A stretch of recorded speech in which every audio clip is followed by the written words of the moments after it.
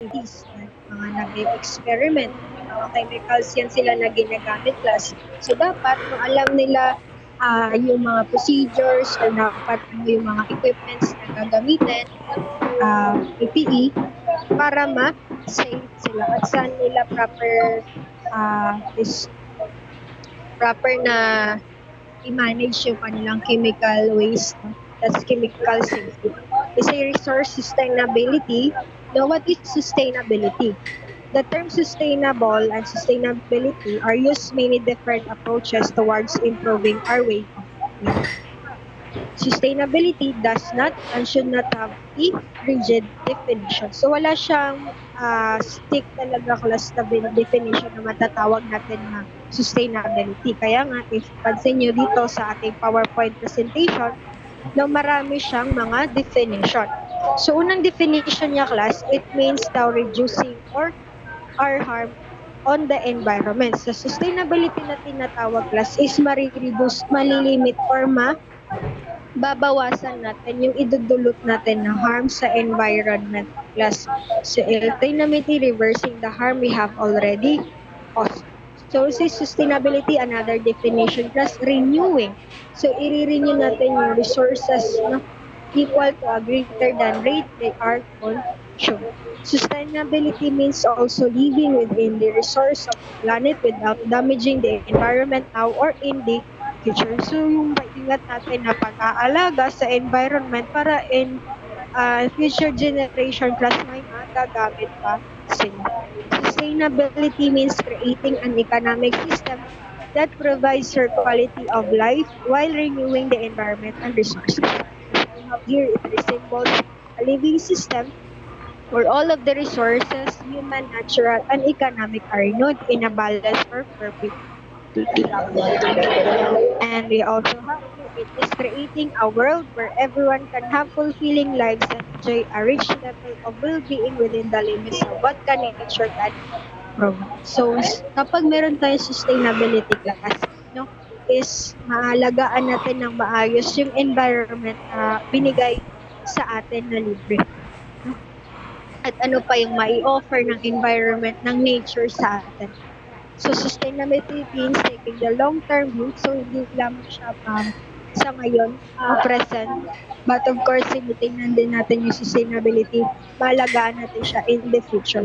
Effect of the future generation, making sure we don't deplete resources or cause pollution at rate faster than the earth is able to renew them. So mas maganda pa din naman siya mapuntahan ng isang lugar like for example tourist, hindi lamang siya nakikita natin sa mga libro no, sa mga future generation. So sustainability means living a life of dignity and harmony with nature. Now let's proceed na class sa sustainable resource. It refers to a resource when we're talking sa resource na pagkukunan na continue replenish or there is an endless amount. So continue natin na makukunan ng resources or harness is useful towards energy without being decreased. Like yung hangin natin plus, no, that is sustainable resource. Kasi, no, unlimited siya na nagbibigay at hindi siya plus uubusan. Okay? So, environment impact assessment is the assessment of the environment consequences, positive and negative of a plan policy. So, ina-assess dito class environment consequences. Like, for example, may nagagawang mali ng mga tao regarding dito sa environment na yan. So, ano yung mga consequences? Is it positive or negative? Yan yung mga plano na gagawin or policy para program na nagsusundin in order class na magamit pa ito in the future or moving forward with the proposed action para siyang proposal about sa environment. Yung tinatawag natin na impact assessment. If it is negative or positive. Say water resources, very self-explanatory, no? Yung mga galing sa water, groundwater, water conservation, resource protection, mga dagat natin, mineral resources, yung mga mining law natin. It laws covered basic topics including ownership of the mineral resource. Pansin niyo si Gina dati class, no? Si Gina, Secretary of the ANR, yung sobrang higpit niya when it comes sa mga mining law class, pinapasara agad if hindi license, no? Walang license to operate yung mga miners natin. So forest resources, no, yung mga forest lands. Forestry law governs activities in designated forest lands, most commonly with respect to forest management and timber harvesting. So dito yan last na tinatawag natin ng mga forest ranger, no, kung saan pinapangalagaan nila yung mga puno at yung mga living organism na naninirahan doon sa forest. Now let's proceed sa wildlife and laws. Wildlife laws covers the potential impact of human activity on wild animals, whether directly individuals or population. So fish and game and fisheries law. Fish and games regulate the right to pursue and take all kill all certain kinds of fish, wildlife, game. Such law is nire-restrict nito plus yung pag-harvest ng isda, lalo na if it is endangered, no, or the numbers of animals caught per person. Next class, we have the theory of environmental laws. So environmental laws is a continuing source of controversy. It debates now over necessities, fairness, and cost of environmental regulations are ongoing, as well as regarding the appropriateness of regulation versus the market solution to achieve even agreed upon ends. Next is the treaties, convention, and protocol. So Basel Convention on the Control of Transboundary Movements of Hazardous Waste and Their Disposal, yung tamang pagtatapon ng mga basura. So pansin nyo class, no, yung mga basura sa mga South Korea or sa ibang bansa, minsan ay napupunta dito sa atin. Ano yung ginagawang action ng ating government class? No, ay pinapabalik minsan doon sa bansa na yun, yung kanilang mga disposal or waste disposal. Yes. So next is we have there the Convention on Biological Diversity. So class, no, kung nanonood kayo ng mga news sa TV, yan yung mga usually na mga nakikita natin na mga news or nagpa-flash sa ating screen. So Convention on Biological Diversity resulted from the recognition that damage to biodiversity. We're talking about the life here, class. We're not dealing with the specific species or habitats. Life ng mga wildlife or mga species. Ano ba yung objectives na yan? Nakakasunod pa ba, class? Nakakasunod pa ba? Yes, ma'am. Okay. So conservation of biodiversity, sustainable use of its components, and fair and equitable sharing of the benefits arising from the generic resources.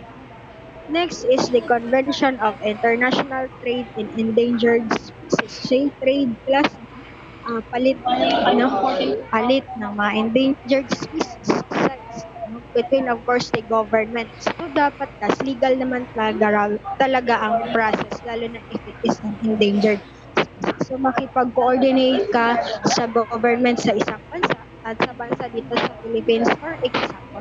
So between government which aims to ensure that the international trade in specimen of wildlife and plants does not threaten their survival. So make sure pa din class na kapag export or import sila ng trade, no, endangered species, make sure yung population nila doon sa bansa nila ay hindi din nangangamba. So widespread information dissemination about the endangered status of the may prominent species such as tigers and elephants.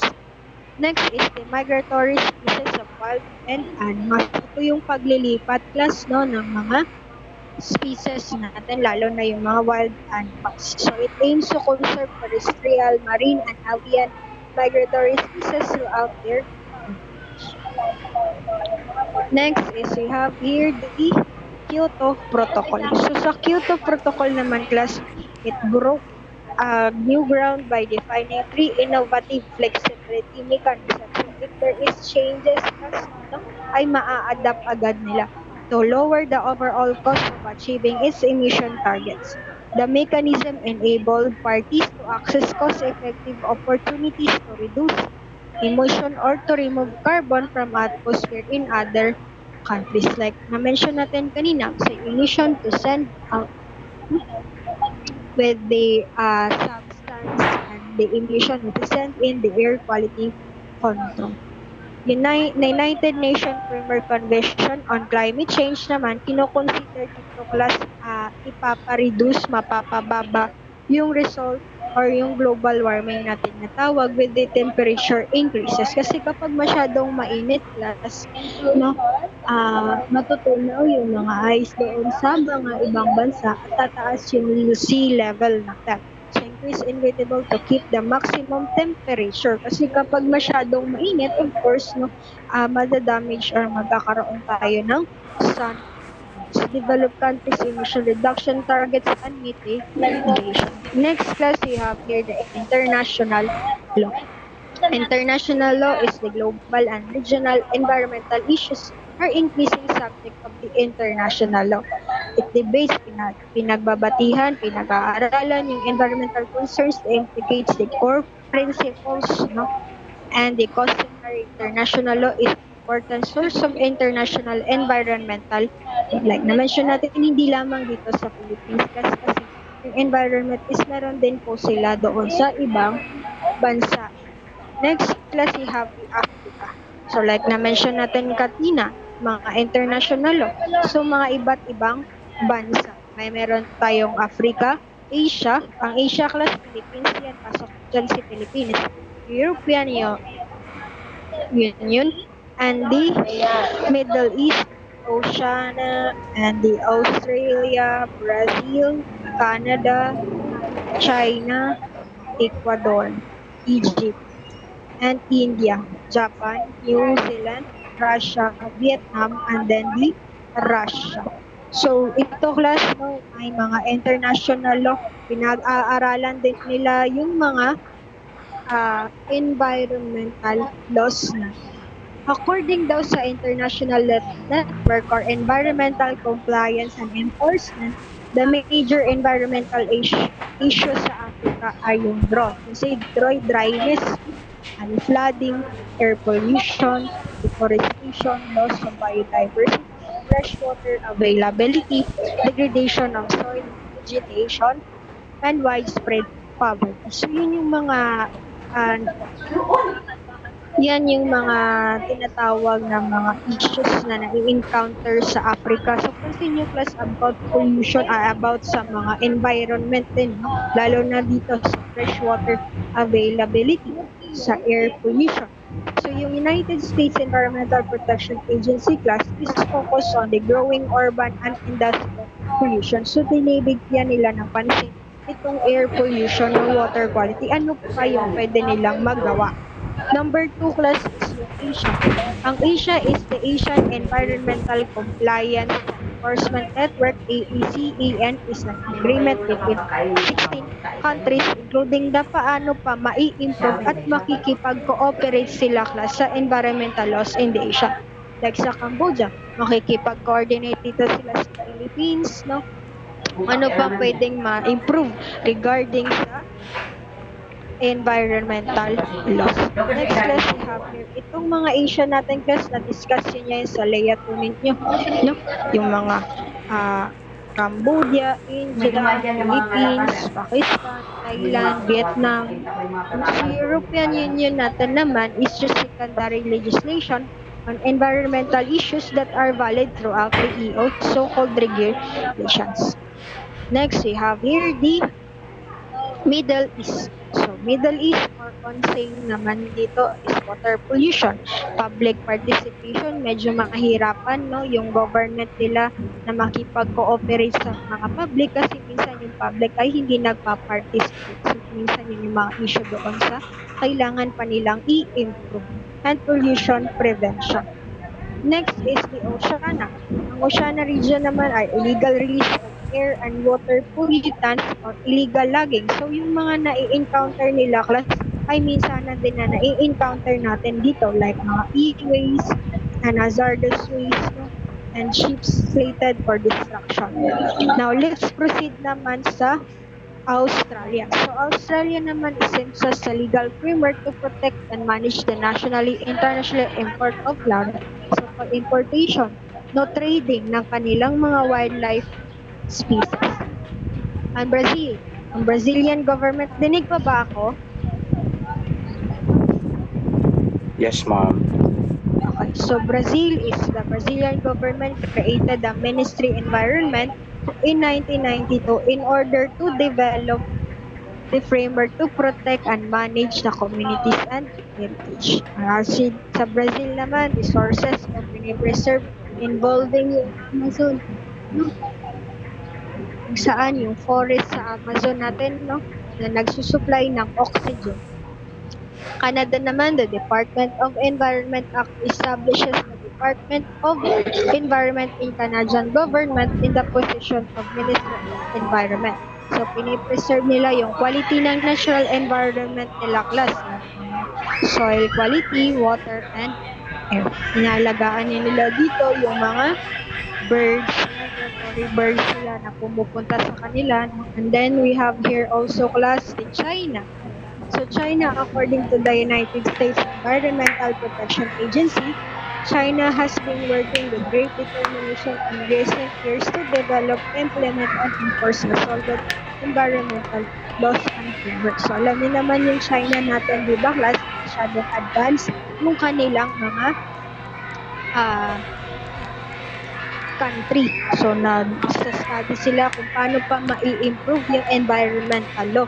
So, Chinese officials face critical challenges effectively implementing laws. So, meron din pala silang mga challenges kung paano nila mai-effect yung pag-i-implement nila ng mga batas regarding sa environmental laws, less mapa national man or provincial government. So, explosive economic and industrial growth in China has led to significant environmental degradation, and China is currently in the process of developing more stringent legal controls. Number 10 naman natin, class, is yung Ecuador. Ang Ecuador is the first country in the world to codify the rights of the nature. So, sino yung country na naka-first codify ng rights ng nature natin is yung Ecuador. Next class, you have here the Egypt.